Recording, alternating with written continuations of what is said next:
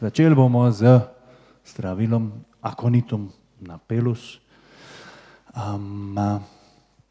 Takale lepa rožica je, bolj v hribovitem svetu raste. To je zelo veliko uporabljeno, pa zelo veliko zlorabljeno zdravilo v homeopatiji.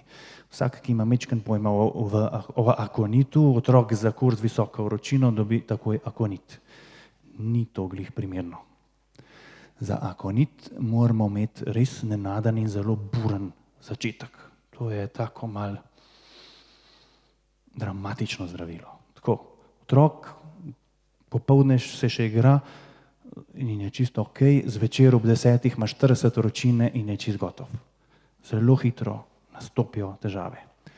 Pogosto je vzrok tega neka podhladitev, ki je posledica mrzlega vetra, podhladitve, nekje je stal prešvican, pa ga je zmrazilo na ta način. Kadar imamo ta vzrok, huda vročina, nenadno in ki je definitivno jasno, da je to posledica ene podhladitve, enega vetra, enega takega vzroka, takrat lahko komu date akonit. Značilno je visoka vročina z vročimi toplimi nogami. Zakaj to prepovedujem? Ker je diferencialno diagnostično, se pravi zdravilo, ki je najbližje akonitu, ki se ga pogosto zamešuje. Tudi v lekarnah večkrat ne vejo čisto dobro magistri, kjer bi dal. Diferenciacija med beladono in akonitom je ta, da ima beladona hladne noge, roke so lahko tako, noge so hladne in pri akonitu so hladne v noge vroče. Potipite otroka, ki ima fejst vročino, pa vam bo to razlika jasna. Sluznice so ponovadi suhe, suhice, se pravi usta suha, nos suh, ni tako. Žeja je ponavadi prisotna, ni pa nujno.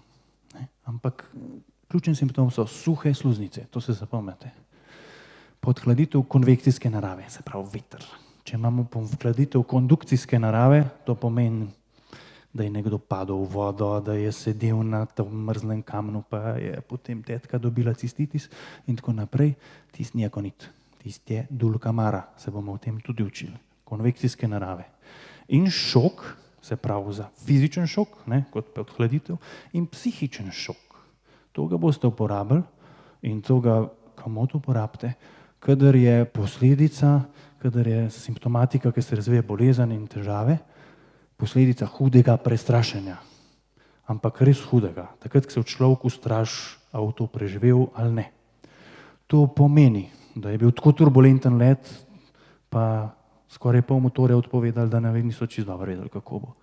Posttraumatska stresna motnja, vojske, grozodejstva, potresi, poplave, viharje. Kadar je na orenk naravna katastrofa, bi bilo najbolj primerno to, kar v vodovod. In panične motnje, ki se razvijajo kot posledica enega tacka. Posttraumatska stresna motnja. Za te panične motnje akonita je pa značilno. Ni edino zdravilo za panične motnje, velikih je. Ampak za njega je značilno izrazit strah. To je pa res strah, da nekaj se z mano dogaja, zdaj bom umrl. V knjigah je napisan, napove čas smrti. Prav, še 7 minut bom živel, pa bom pomrl, vem.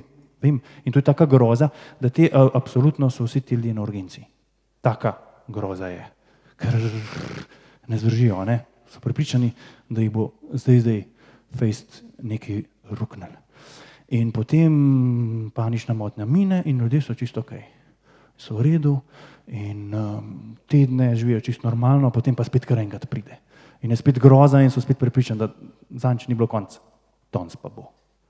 Taka huda panična motnja. Če imate kakšnega tazga, poznam ga, ki je enkrat doživel neko hudo prometno nesrečo, zdaj ima pa take težave, akonitum je zdravilo za njega.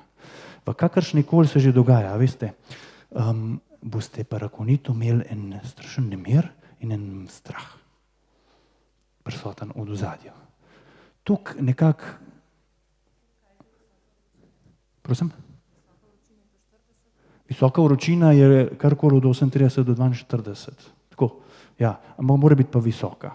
Tako, zelo To se bomo še pol učili, ampak načeloma visoka vročina, da je otrok zdelan ali pa kdo drug, fejst delan in tako, veste, takrat, ko so homeopatsko materijo medikov pisali, niso imeli termometrov. Takrat so vročino merili po občutku. Ne? In veste, kaj se zgodi? Zanimivo, ne? Saj se vam je že zgodilo, imaš občutek, da imaš to vročino, je pa visoka, kot to mater, to mora biti. Pa ste pa pomerali, pa je bilo 38 recimo. Ne? A pa ste se enkrat malo slabo počutili, pa ste rekli, vse imam mogoče pa malo vročine. Pa ste šli zmeriti, pa je bila 39,5. To v homeopatiji je bolj subjektiven občutek važen. Tako da prav je lahko tudi pri 38, če ima občutek, da gori. Ne? In je lahko tudi 41, pa je še kar. Otroci imajo lahko visoko vročino in jo dobro prenašajo. Tukaj en kratek vtis o akonitu. Zdaj o njem bi lahko razlagal 2 uri, pa še ne posega povedal. Ampak to so ključni simptomi, ki vam bodo pomagali vedeti, kdaj je akonit. Visoka, suhe sluznice, en nemir, en strah, tople noge.